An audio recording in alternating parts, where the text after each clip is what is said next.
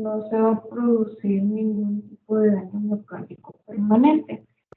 Y bueno, ya después de estas definiciones, tenemos otras que son pues, las que siguen en la tablita, pero pues ya se van a ver en las siguientes 2 o 3 clases.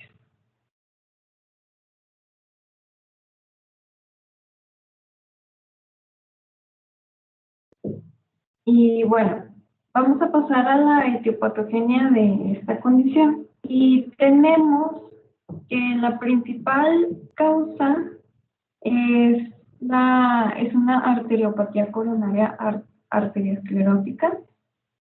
Y pues básicamente la base de todo pues la fisiopatología es un desequilibrio entre el aporte y la demanda del oxígeno al miocárdico. Y bueno, vamos a hablar un poquito de fisiología, ¿no? Bueno, de los determinantes del aporte y demanda del oxígeno al miocardio. Esto en condiciones normales. Y bueno, vamos a comenzar primero con los determinantes del aporte de oxígeno. Y esto pues básicamente se da por el flujo sanguíneo normal de las arterias coronarias, que este va a estar determinado por el oxígeno, las cantidades de oxígeno en sangre, que van a estar determinadas por la concentración de hemoglobina y el grado de oxigenación sistémica. Entonces, este se va a ver afectado en condiciones como anemia o diferentes neumopatías. Y el flujo coronario también está determinado por una tasa de flujo coronario, que esta pues va a estar condicionada tanto por la presión de perfusión coronaria como por la resistencia vascular coronaria. Tenemos que la presión de perfusión coronaria se va a medir en la diástole. Entonces, cuando hay una hipotensión de la aorta, se va a disminuir. Cuando hay una hipotensión, va a disminuir la presión diastólica en la aorta y esto va a disminuir la presión de perfusión, lo que a su vez va a disminuir el aporte de oxígeno. En cuanto a la resistencia vascular coronaria, esta va a estar determinada por modificadores de las fuerzas externas, que pues, van a ser la compresión externa, y por una regulación intrínseca del tono coronario. En cuanto a la compresión externa, tenemos que pues, el miocardio circundante va a ejercer esa presión y va a encontrarse en su máxima expresión durante la sístole, mientras que el control del tono coronario intrínseco, pues no se, contrario a otros órganos, el corazón no puede aumentar la extracción de oxígeno según la demanda. Entonces, cualquier requerimiento adicional del oxígeno va a aumentar el flujo sanguíneo. Y aquí es cuando se da la autorregulación del tono intrínseco coronario por acumulación de metabolitos locales, de sustancias derivadas del endotelio y de la inervación tisular. Y en cuanto a los determinantes de la demanda de oxígeno, vamos a ver que vamos a tener el estrés parietal, la frecuencia cardíaca y la contractilidad. Tenemos que el estrés parietal ventricular es una fuerza tangencial que actúa sobre las fibras miocárdicas y que va a tender a separarlas, pero se va a emplear energía para evitar la separación de estas. Entonces, tenemos aquí esta fórmula. ¿Sí ven mi cursor? Sí. Ok. La P representa la presión intraventricular en sístole, la R el radio del ventrículo y la H representa el grosor de la pared ventricular. Entonces tenemos que la, la presión intraventricular se va a ver afectada, va a aumentar en condiciones como estenosis aórtica o hipertensión. Esto va a aumentar el estrés parietal y a su vez va a aumentar el consumo de oxígeno. Sin embargo, va a disminuir por una terapia antihipertensiva y esto va a disminuir el consumo de oxígeno. El radio del ventrículo va a estar aumentado según el llenado del ventrículo izquierdo en condiciones como insuficiencia mitral, insuficiencia aórtica, lo que va a aumentar el consumo de oxígeno y se va a disminuir con una terapia con nitratos. Y en cuanto a al grosor de la pared ventricular, recordemos que, bueno, este es el único inversamente proporcional. Entonces, va a ser así porque la fuerza se va a distribuir sobre una masa muscular mayor. Entonces, en estados de hipertrofia va a haber un menor consumo de oxígeno y se dice que en estados de hipertrofia patológica, como en una estenosis aórtica, va a haber una compensación porque esto va a provocar emoción. En cuanto a la frecuencia cardíaca, va a aumentar por el número de contracciones y ATP consumido por minuto, lo que va a aumentar el consumo de oxígeno. Y en cuanto a la contractilidad, se va a, bueno, pues es la medida de la fuerza de contracción y va a aumentar el consumo de oxígeno en caso de, por ejemplo, aplicación de fármacos inotrópicos positivos. ¿Hasta aquí hay una duda?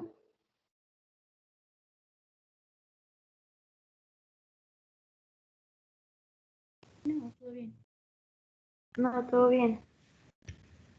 Bueno, ahora sí vamos. Solo se escucha un tanto extraño el audio, pero ¿Cómo extraño? a veces Viendo la diapo, ¿Cómo? que si no has estado moviendo la diapo, o sea, No, es la misma diapo. nice.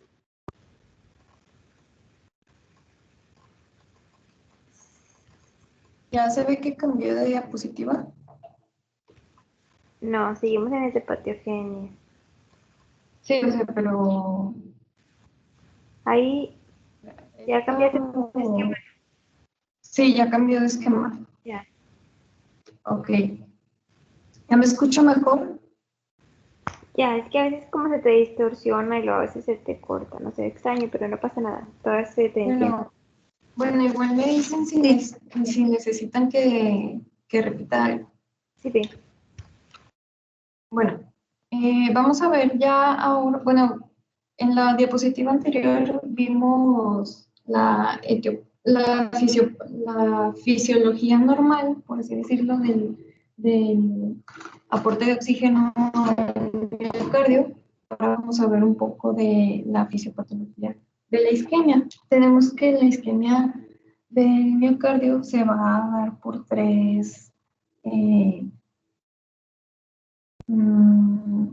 por tres factores que van a ser el estrechamiento vascular fijo, el tono vascular anómalo y la disfunción de células endoteliales, y esto normalmente se da por aterosclerosis.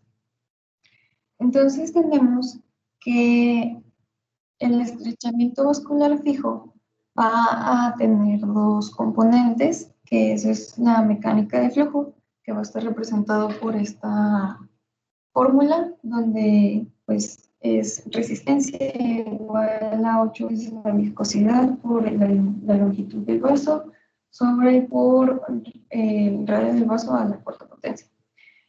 Pero los valores que van a ser condicionantes van a ser la longitud del vaso y el radio del vaso.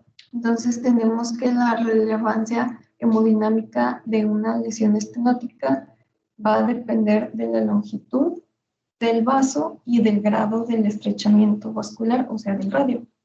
Y otro de los componentes va a ser la anatomía, y tenemos que la constricción nos va a dar un grado de estenosis del segmento más un grado de vasodilatación compensatoria. Y bueno, aquí vamos a ver un poco en el diagrama que está aquí a un lado. Tenemos que el flujo sanguíneo coronario en reposo y máximo se modifica con la magnitud de la estenosis arterial. Aquí en el eje X tenemos el diámetro de la lesión y en el Y el flujo promedio normalizado. La línea punteada va a representar el flujo coronario en reposo, mientras que la línea continua va a representar el flujo coronario máximo. Tenemos que el compromiso del flujo sanguíneo máximo se comienza a ver evidente cuando el diámetro luminal se va a reducir aproximadamente un 70%, mientras que el flujo coronario en reposo se va a comenzar a ver comprometido cuando la estenosis excede un valor aproximado de entre el 80 y 90% del valor original. Es por esto que normalmente, bueno, les adelanto un poquito, los pacientes con angina estable van a, por ejemplo, a salir a caminar o a hacer ejercicio, y esto va a representarles un mayor flujo coronario que si el diámetro de la lesión está disminuido hasta en un 70%, pues si este flujo rebasa esa lesión, ¿sí? Pues se va a presentar la sintomatología típica y va a desaparecer con el reposo, porque si se fijan, aún con el 70% de la lesión o del diámetro disminuido, si el flujo coronario está en reposo, aún va a ser viable.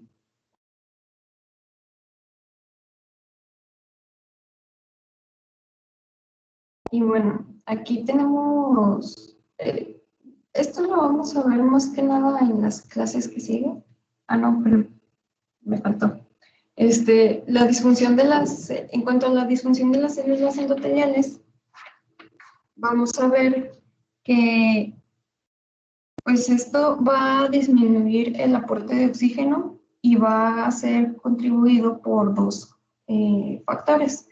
El primero es la vasoconstricción inapropiada de las arterias coronarias, y esto es porque hay un compromiso de liberación de los vasodilatadores endoteliales que va a dejar sin oposición al efecto de las catecolaminas. Además de que va a haber una pérdida de propiedades antitrombóticas por la disminución de la liberación de estos factores. Y bueno, aquí también tenemos un diagrama que nos muestra la imagen A, es un endotelio normal, donde las plaquetas van a liberar tromboxano y serotonina, que pues los efectos vasculares directos van a ser la contracción del músculo vascular y del músculo liso vascular y la vasoconstricción, pero los productos plaquetarios también van a estimular la liberación endotelial de vasodilatadores como óxido nítrico y la prostaciclina. Entonces, el efecto neto va a ser la relajación del músculo liso. Y así, la síntesis endotelial del óxido nítrico y la prostaciclina también va a desempeñar papeles antitrombóticos que van a limitar la agregación plaquetaria adicional. Sin embargo, aquí en la imagen B tenemos un endotelio disfuncional que va a mostrar compromiso de la liberación de las sustancias vasodilatadoras, de modo que va a haber una contracción neta del músculo liso y una vasoconstricción, además de que la liberación limitada del óxido nítrico y prociclina va a disminuir su efecto antiagregante y la trombosis va a suceder sin menos restricciones. Ahora sí,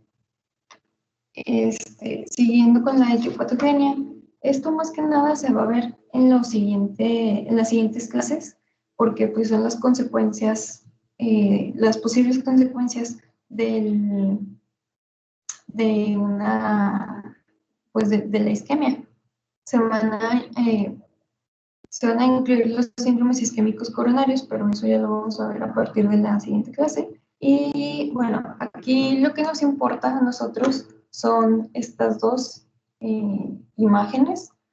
La primera nos muestra unas arterias coronarias normales, el lumen va a estar normal, las células endoteliales van a estar normal, no van a haber placas ateroscleróticas y bueno, ahí mismo va a haber una inhibición de la agregación plaquetaria.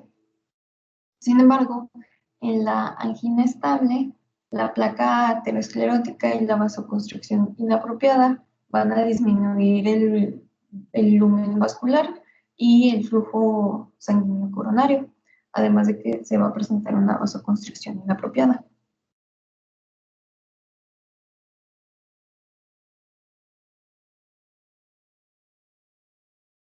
Y bueno, ahora vamos a seguir con la clínica de la angina estable y tenemos que hay 3 componentes típicos en presentación, que son la incomodidad subesternal de duración y calidad características, que más adelante lo vamos a ver, que va a ser provocada por esfuerzo o por algún tipo de estrés emocional. Además de que se va a aliviar por descanso o con la aplicación de nitroglicerina. Sin embargo, pues tenemos también que los pacientes que solamente presentan 2 de estos 3 criterios tienen, por así decirlo, una angina atípica y también tenemos que tener en cuenta ya para los diagnósticos diferenciales que los pacientes con dolor precordial de origen no torácico pues no van a tener ninguna de estas 3 características. La sensación que van a presentar estos pacientes va a ser una sensación de constricción, opresión, ardor o pesadez. La localización va a ser subesternal o interescapular, pero se va a irradiar a cuello, mandíbula, hombros y la parte interna de los brazos, específicamente el izquierdo. Y la duración dice que va a ser de entre 2 a 10 minutos. También se menciona que un dolor que sea, o un episodio que sea de menos de 1 minuto, es muy poco probable que sea una angina. Mientras que los que duren más de 10 minutos puede ser una angina inestable u otras patologías. También hay que mencionar que que se pueden presentar episodios de isquemia silenciosa y esto se da pues más fácilmente en los pacientes diabéticos. Y bueno, se hizo una clasificación, por así decirlo, de clases en cuanto a las presentaciones de la angina estable. Se van a dividir en 4. La primera va a ser que se va a originar cuando el paciente haga un esfuerzo prolongado o muy grande, pero cuando el paciente esté en su día normal, no va a presentar ningún tipo de sintomatología. La clase 2, pues sí va a haber un poco de limitación en cuanto a la actividad normal. De hecho, pues dice que la angina puede ocurrir al caminar o al subir escaleras rápidamente, al subir por una pendiente o pues en ese tipo de condiciones. Y también dice que pues el paciente no va a aguantar caminando más de 2 cuadras, aunque no esté subiendo por alguna pendiente. En la clase 3 ya se marcan más limitaciones de la actividad física ordinaria y la angina ocurre mientras esté caminando 1 o 2 cuadras, aun si no esté subiendo por pendientes y aun cuando esté caminando a un paso normal. Mientras que ya la última clase, la clase 4, sería una imposibilidad de llevar a cabo las actividades físicas normales sin la molestia e incluso los síntomas anginales pueden estar presentes durante el reposo. Y bueno, aquí vamos a ver ya el diagnóstico y lo que tenemos que ver es que pues lo principal es la anamnesis y pues aquí va a ser difícil agarrar a un paciente durante un episodio anginal, pero pues siempre va a ser la misma descripción de los episodios. La calidad de la molestia pues va a ser que, como ya mencionamos, la presión, malestar, opresión, ardor o pesadez en la región precordial. Y de hecho se menciona que la descripción típica que dan los pacientes es como si un elefante estuviera sentado sobre su pecho. No es dolor, bueno, el paciente no lo va a describir como dolor, no es agudo ni cortante y no varía con inspiración o movimientos de la caja torácica. Y cuando el paciente lo esté describiendo va a presentarse el signo de Levin, que es el que se ve en la imagen, que pues el paciente va a cerrar el puño sobre la región esternal. La localización, el paciente no lo va a poder localizar o muy pocas veces, pero normalmente se va a describir en la región retroesternal, aunque puede irradiarse a, a regiones como pues, todo el pecho, los brazos, el cuello, la mandíbula, el abdomen superior, hombros y en la parte interna de los brazos.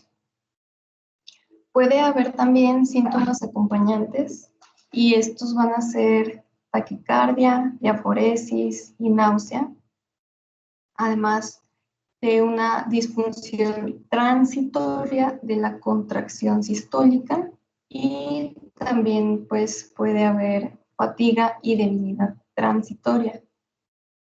Además de que, bueno, ya mencionamos un poco de los desencadenantes de estos episodios, que pues podría ser por el aumento de la demanda de oxígeno, ya sea por ejercicio o emociones como la ira, después de comidas copiosas e incluso por el clima frío.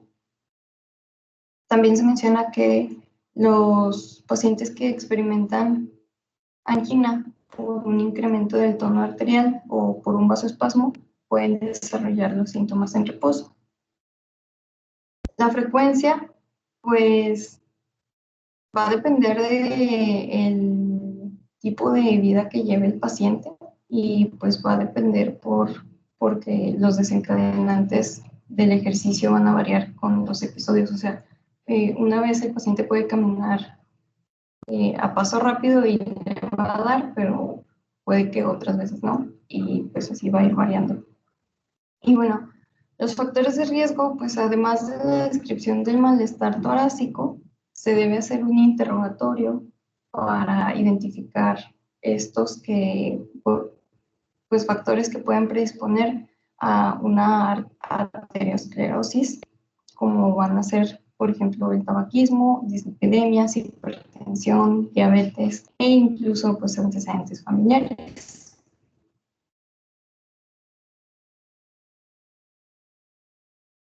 Y bueno, vamos a ir a la exploración física.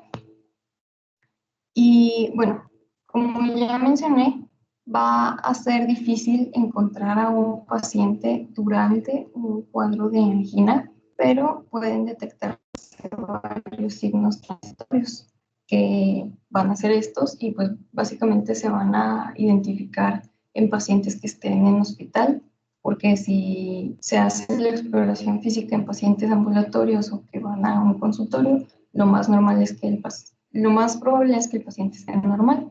Y bueno, va a haber un incremento de la frecuencia cardíaca y de la presión arterial, porque esto se va a aumentar por la respuesta simpática e incluso puede haber diaforesis.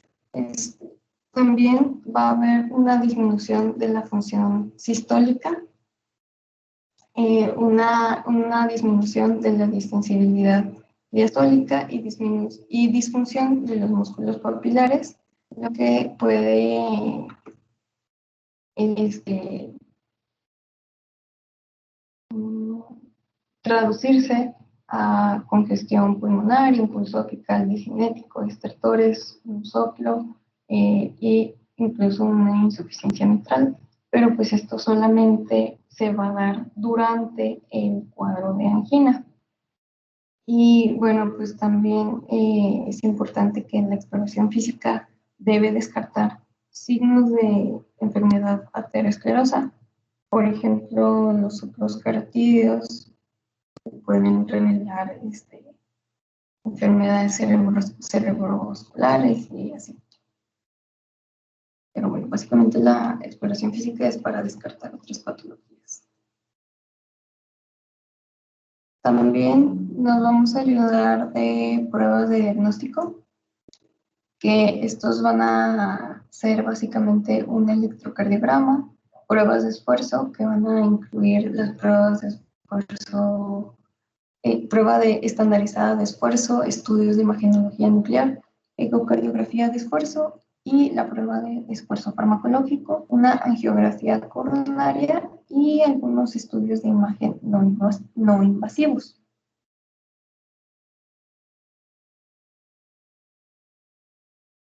En cuanto al electrocardiograma, vamos a tener que, pues solamente va a presentar alteraciones durante el cuadro de angina.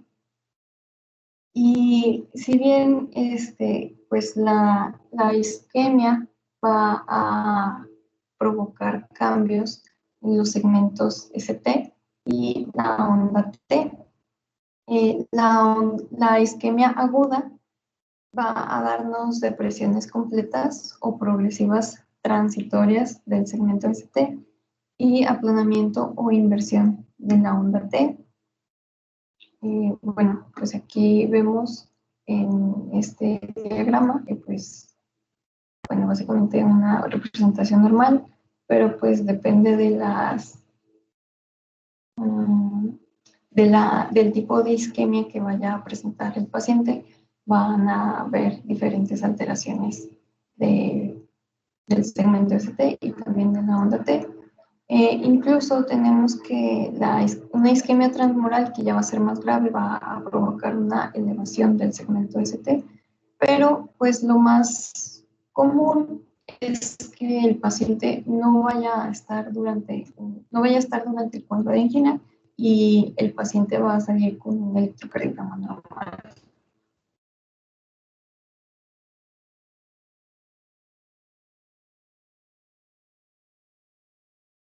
ahora tenemos vamos a pasar a la prueba estandarizada de esfuerzo. Y aquí vamos a ver que el ejercicio se va a realizar en una caminadora o en una bicicleta estacionaria.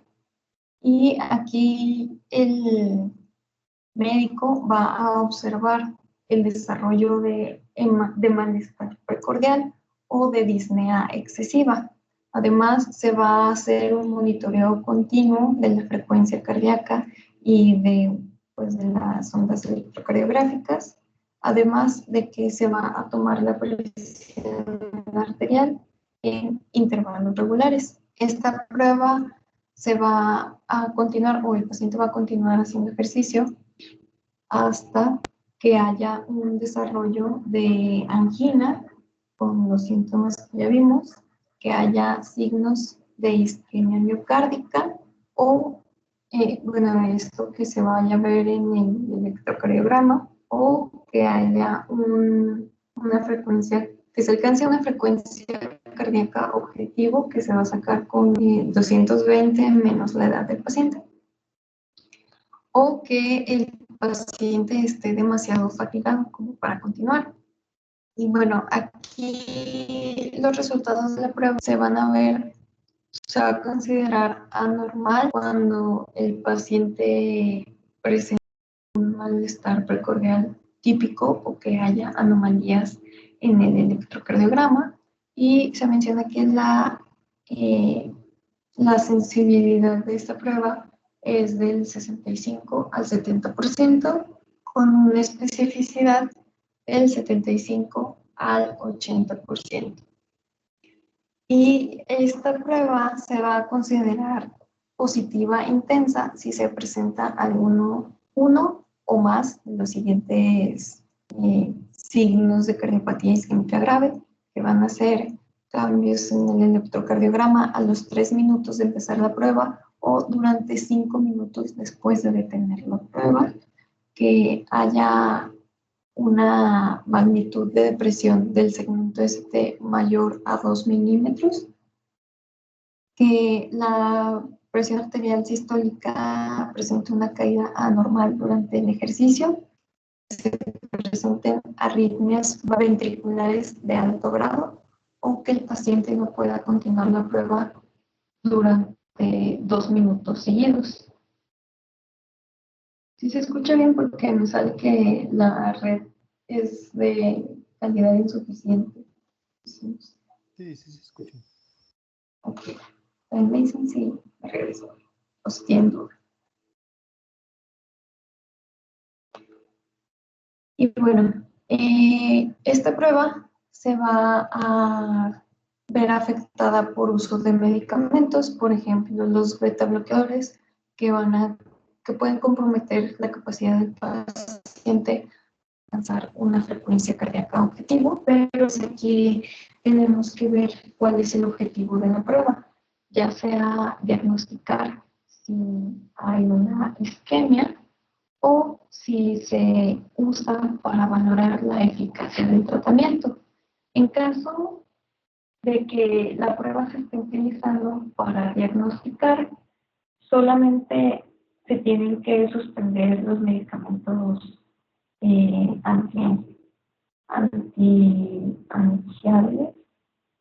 anginales durante 24 a 48 horas antes de la realización de la prueba, mientras que si el objetivo es valorar la eficacia del tratamiento, el paciente va a seguir con sus medicamentos usuales.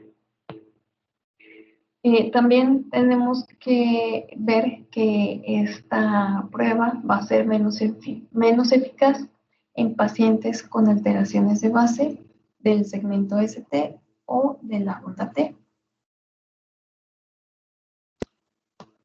Vamos a seguir con los estudios de imagenología nuclear, y esto pues básicamente se da para complementar la anterior.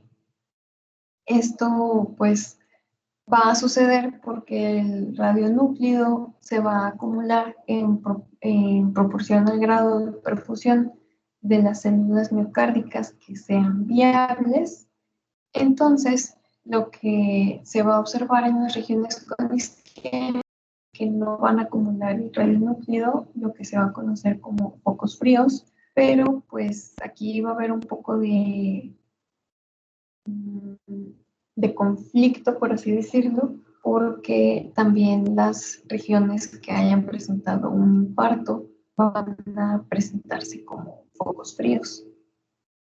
Esta prueba, pues se van a utilizar, se va a monitorizar el paciente antes y después de la prueba de esfuerzo para comparar qué tal sucedió la captación. Va a tener una sensibilidad del 80 al 90% y una especificidad aproximada del 80%. Sin embargo, pues ya sabemos que todas las técnicas de imagenología nuclear son muy costosas, entonces se dice que para pues diagnóstico de esta patología se va a reservar para individuos que presenten anomalías iniciales de electrocardiograma que impidan la interpretación o para aumentar la sensibilidad de la prueba. Vamos a seguir ahora con la ecocardiografía de esfuerzo.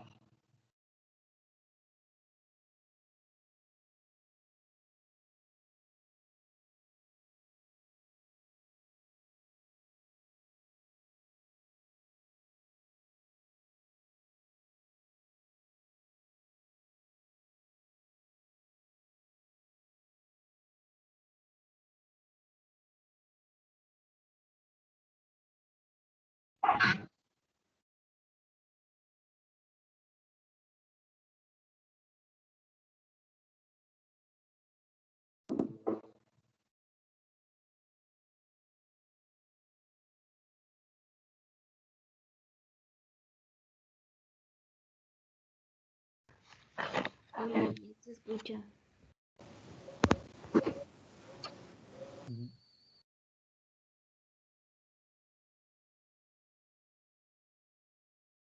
Desde ecocardiografía de esfuerzo ya no se escucha nada.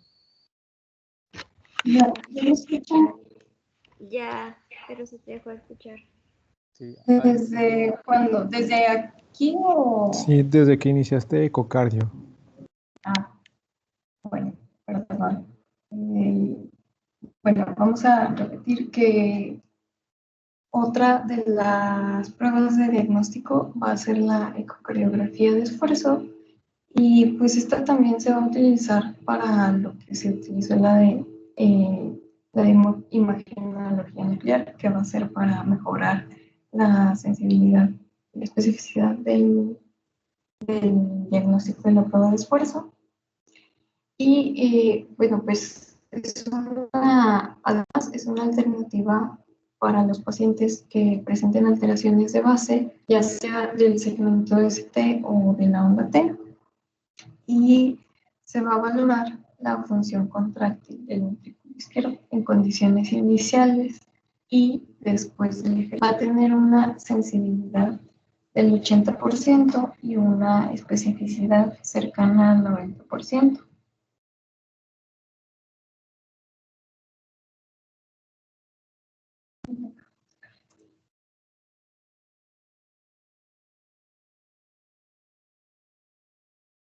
Ahora sí, vamos a seguir con las pruebas de esfuerzo farmacológico. Y bueno, esto se utiliza para los pacientes que son incapaces de ejercitarse, por ejemplo, aquellos que tengan artritis de cadera o de rodilla. Y se van a utilizar fármacos vasodilatadores o inotrópicos. Entonces, comenzando con los fármacos vasodilatadores, vamos a tener la adenosina, regadenosón y dipiridamol. ¿Cómo van a actuar? Pues la adenosina y el regadenosón van a unirse a los receptores A2A de la adenosina en las células del músculo lisovascular, y esto va a generar vasodilatación coronaria. Sin embargo, debido a que las regiones isquémicas ya tienen una vasodilatación máxima para compensar la estenosis coronaria, la vasodilatación que van a inducir estos fármacos va a incrementar el flujo hacia el miocardio y va a provocar un secuestro sanguíneo, lo que va a alejar la sangre de los segmentos enfermos.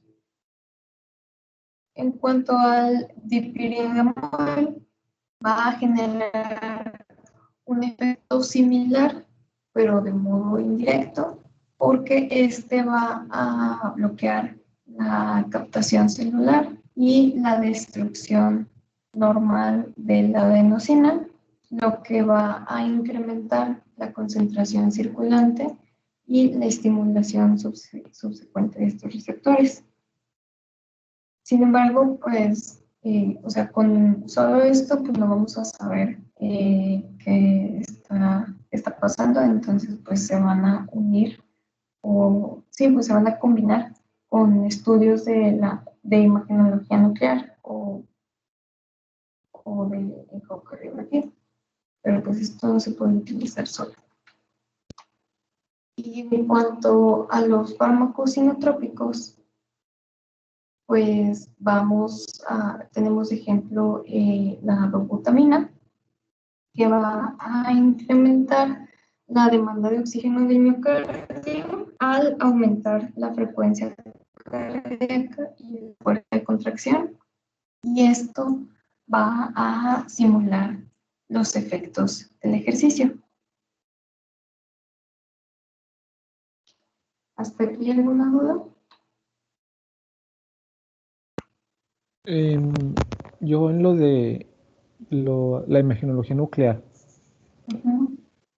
pues, si se hace ese estudio, o sea, nosotros vamos a ver como la menor captación del radionúclido, aun cuando no esté presente el dolor.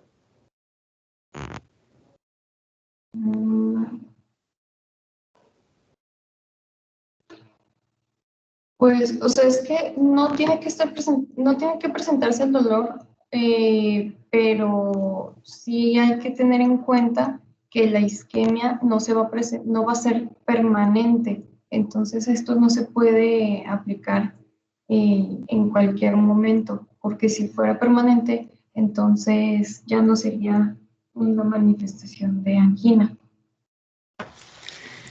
Lo que pasa es que los estudios de medicina nuclear, jóvenes, siempre los hacen con un reto, ya sea a través de un esfuerzo o mediante fármacos que incrementen la frecuencia cardíaca, precisamente para provocar la isquemia. Y ya les dijo la doctora que en un buen porcentaje de pacientes esta isquemia puede ser silenciosa. Entonces no necesariamente es que haya dolor, ¿sí? Pero sí hay cambios. Yo lo que voy a hacer es incrementar el consumo de oxígeno por parte o los requerimientos de oxígeno por parte del miocardio. Entonces voy a inyectar el radionúclido para ver precisamente la captación. Sí, pues aparte hay que recordar que pues todo, o sea, todo esto es aunado a la prueba de esfuerzo. Entonces, pues, o sea, todas las técnicas que se mencionan hasta antes del esfuerzo, de la prueba de esfuerzo farmacológico, se va a tener al paciente haciendo ejercicio durante unos pocos minutos para así aumentar los requerimientos de oxígeno, y pues así el paciente pues ya va a presentar una angina como tal. ¿Sí quedó claro? Ok, gracias.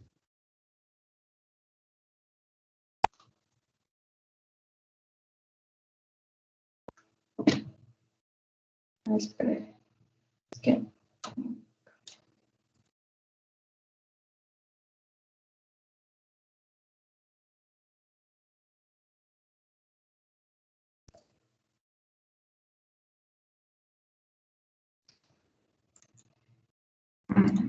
ya no se ve, ¿verdad? No. No. De hecho, doctora, ya faltan 4 minutos. Si quiere, la dejamos aquí y seguimos mañana. Ok, voy a procurar subir la presentación para que sea más fácil. Muy bien. ¿Alguna otra duda, jóvenes?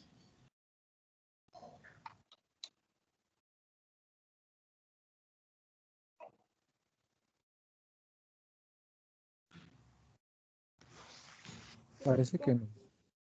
¿No? Bueno, entonces si no hay dudas, buena tarde. Hasta mañana, si Dios quiere. Gracias, doctor. Hasta Gracias, mañana. Hasta mañana, doctor. Muchas gracias.